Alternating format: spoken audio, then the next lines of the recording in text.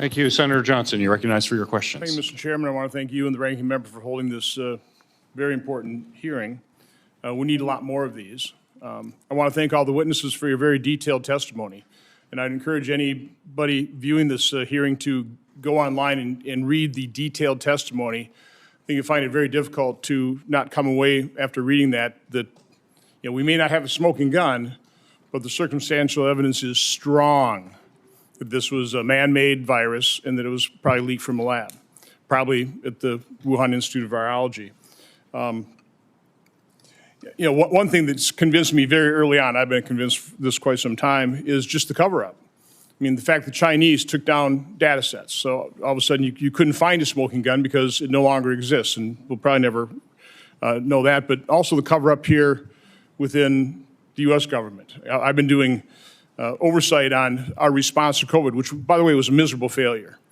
We're 4% of the world's population. We apparently experienced 16% of the deaths. We're supposedly the most modern medical system in the world. That's a miserable failure. And so we need to do a lot of oversight, not just on the origin, which is an important aspect of this, but on everything, okay? If we're serious about this, by the way, we got to start letting subpoenas start flying. I'll do this one more time. I've done this multiple times. This is the 50 final pages of Fauci's emails. By the way, the only reason we realize that Fauci was engaged in a cover-up with Dr. Gary is the fact that we had to FOIA these. They didn't turn these over, which they should have. We had to FOIA them. We had to go to court. Our staff has taken the 4,000 pages that we got that were redacted, narrowed those down to 400 pages, and they allowed us to look at these things unredacted in a reading room. 350 pages, but not the final 50. In terms of the cover-up, my guess is the smoking gun exists somewhere under these heavy redactions.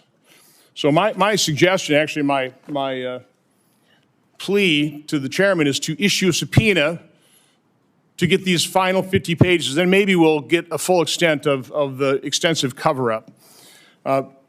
Dr. Gary, I don't know, have you ever used the word conspiracy theory as it relates to the lab leak? Have you ever accused people who put that thing forward that they're a bunch of conspiracy theorists?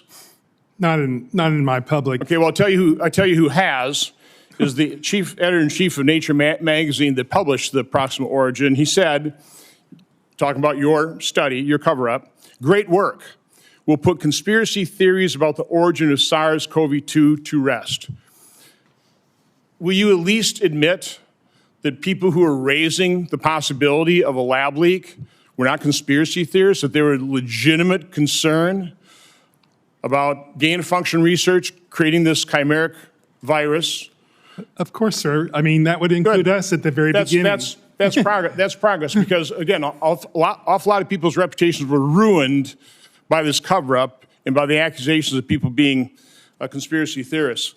Now, Dr. Ebright, the purpose of this hearing really is to talk about the danger of gain-of-function research. Right now we're about ready to be scaremongered. I think we're already being scaremongered on H5N1.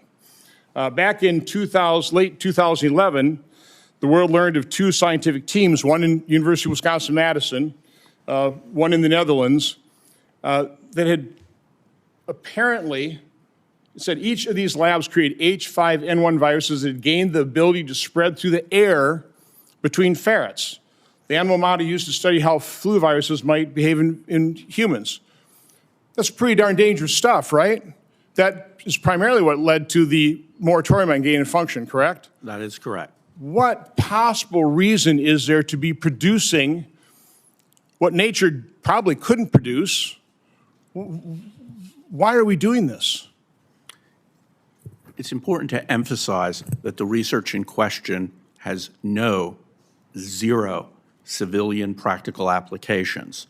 Gain-of-function research on potential pandemic pathogens is not used and does not contribute to the development of vaccines and is not used and does not contribute to the development of drugs. So again, that rationale for all this research is exactly that. In case we have to respond, but that's the rationale. In case we have to respond to a bioweapon attack, okay? we need a defense mechanism. So that's the reason, for example, the Defense Department has spent $42 million or funded EcoHealth Alliance for $42 million and USAID for $53 million, correct? So the current definition is research that is reasonably anticipated to increase either the transmissibility or the virulence of a potential pandemic pathogen. That research does not contribute to developing countermeasures against potential pandemic pathogens. That's the rationale they use. You know, the thing they really scare the public on was the 1918 flu pandemic, correct? Even Anthony Fauci has admitted most people who died of the flu pandemic died of pneumonia because we didn't have antibiotics, correct? Bacterial pneumonia. I think one of the things we have to provide oversight is the sabotage of early treatment using widely available, cheap, and safe generic drugs. We didn't do that. I mean, from my standpoint, the first thing we ought to be doing in any kind of pandemic is there some way to treat this? And let doctors be doctors. Let them practice medicine. Yeah, I'm sure you're familiar with the concept of Miller's ratchet, correct? Of what? Miller's ratchet. Okay, well, it's basically what viruses generally do is they'll become more transmissible but less pathogenic. Okay, because again, it doesn't do, a virus snuffs itself out. MERS snuffed itself out. SARS snuffed itself out, except there were a couple lab leaks that produced SARS outbreaks, correct? So again, my point is, are we making things worse with human intervention? Producing vaccines that are not sterilizing, that allow variants to be produced, and things like antibody-dependent enhancement.